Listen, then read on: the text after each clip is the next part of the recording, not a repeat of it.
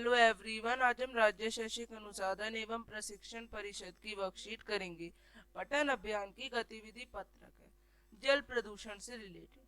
तो ये बात सभी जानते हैं कि अगर पृथ्वी पर जल ही नहीं होगा तो जीवन ही नहीं रहेगा। संसार के सभी लोगों के लिए जल एक अमूल्य धन है, जिसे पीकर इस धरती पर सभी प्राणी, पशु पक्षी, पेड़ पौधे जीवित हैं।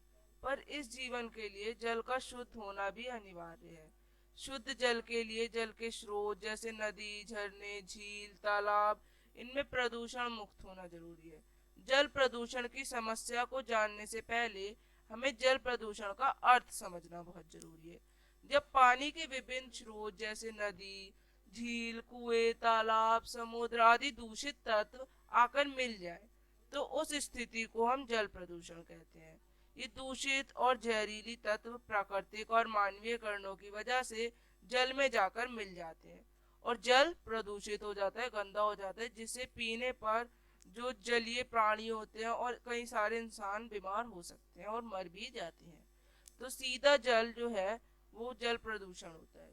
जब जल में जानवरों का मल, जहरीले औद्योगिक रसायन, घरों और कारखानों का कचरा, ये सब पदार्थ मिलते हैं तो हमारे प्राकृतिक जल स्रोत जैसे झील, नदी, समुद्र, भूमिगत जल स्रोत आदि प्रदूषण का शिकार बनते हैं, जिसका कारण क्या होता है? मनुष्य और अन्य जीवों पर गंभीर और घातक प्रभाव पड़ता है। यदि समय रहते इस बढ़ते हुए जल प्रदूषण का हल नहीं निकाला तो बहुत ही बड़ा संकट आ सकता है। अब क्वेश्चन, इस गद्यांश को बोलकर अपने घर में सभी को सुनाए। तो आप ये खुद करेंगे वर्क। इस कहानी में जिन शब्दों के उच्चारण में आपको दिक्कत है वो लिखे। तो अनिवार्य, अति आवश्यक, अमूल्य, अनमोल, प्राणी, मनुष्य, शुद्ध, पवित्र। तीसरा, जल प्रदूषण को रोकने के उपाय। तो दूषित तरल पदार्थ, औद्योगिक अपशिष्ट या दबाव को नदी में प्रवाहित ना करें। कूड़े को नदियों में ना डालें। चौथा और आखिरी प्रश्न है, आपके घर में पानी पीने वाला कहाँ से आता है? तो हमारे घर में पीने का पानी का स्रोत दिल्ली जल बोर्ड का जल है।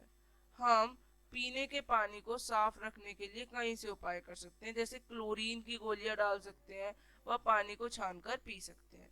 इस तरह से आप आंसर्स को लिखेंगे और वर्कशीट कर लेंगे। बाय एवरीवन, अब हम मिलेंगे आगे की वर्कशीट्स के साथ।